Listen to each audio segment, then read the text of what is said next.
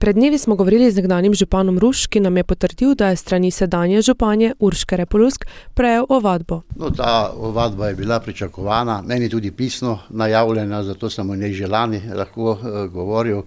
Gre pa predvsem za to, ker gospa misli, da s tem, ko jaz očitam, da je njeno početje v Ruškem parku nezakonito, nelegitimno in nelegalno,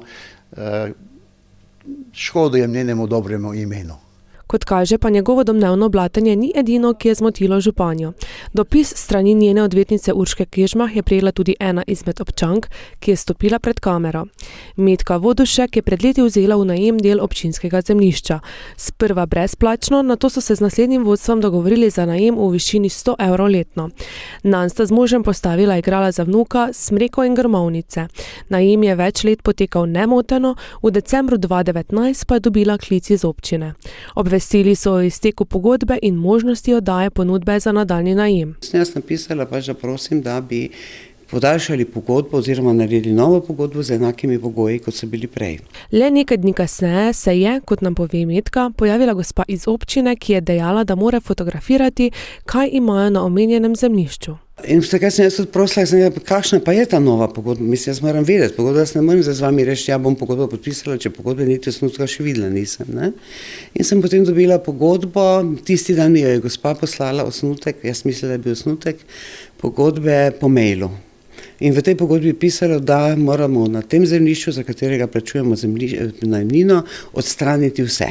V dopisu je pisalo, da morajo zemljišče vrniti v prvotno stanje, kljub temu pa, da lahko zemljišče obdržijo v najemu in naprej plačujejo najemnino. In sva se mi potem pa z možem odločila, da tega ne bova več naredila, ker se nam je zdelo, če že ne moreš koristiti za drugo, kot da to, da kosiš travo, pač pogodbe ne bova podaljšala in sva to tudi napisala na občino. V začetku januarja 2020 je prišlo potem obvestilo od občine, da se pač mi ne želiva podaljšati pogodbe, da morava parcelo predati v stanje, v kakršno sva jo prijela v najem in to do 10.6., ker so oni pač nam to dajo na razpolago, da ta rok 10.6. lahko še obdržimo zato, ker pač zaradi vremenskih razmer.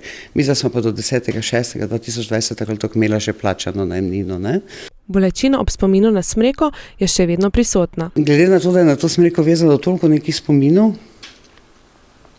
od tega, kako so jo delavci vrgli z rušta na tla, pa smo jo posadili, do tega, da je njo naš kosmatinec imel svoj brlog, ker se je ne skrival, do tega, kako smo vsako leto okraševali za Božič in za božične praznike, je mene to zelo prizadelo, moram priznati, hudo mi je bilo in sem pač na Facebooku objavila fotografijo, kako smo to smreko podrli in zraven napisala, no, zdaj vem, kaj misli Balašević v svoji pesmi Ne lomite mi bagranje. To je bilo vse. Ko so smreko podrli, se je ponovno pred hišo znašel avtomobil iz občinske uprave ter fotografiral podrto smreko. In tedaj se je začelo. Prvi dopis sva dobila od Urške Kežmah, odvetnice, da morava se opravičiti mož in jaz, zato ker sva žalila občinsko upravo, ker sva žalila županjo in da želi, da to prekliče in da nas bodo prijavili za poseg v občinsko zemljišče, v lastnino občinskega zemljišča. Želela je, da ji natančneje pojasnijo, katere so tiste besede, ki so županjo zmotile. Prvo kot prvo se moj mož ne more nikjer opravičiti, ker ga nikjer ni. On nima ne Facebook profila, ni česar, vse, kar uporablja od spleta, je pošta. Jaz pa sem napisala, da za sebe pa prosim, naj mi povejo, katere besede, kaj moram preklicati, da pač izpolnim to, kar od mene iščejo in pa da, kar se pa tiče drevesa, pa če že mislijo, nam pač ne pošljajo pristojni organ, ki bo to zadevo uredil. Do danes se ni spremenilo nič, odgovorov ni prejela, zato se Metka sprašuje, kaj je bil namen županje.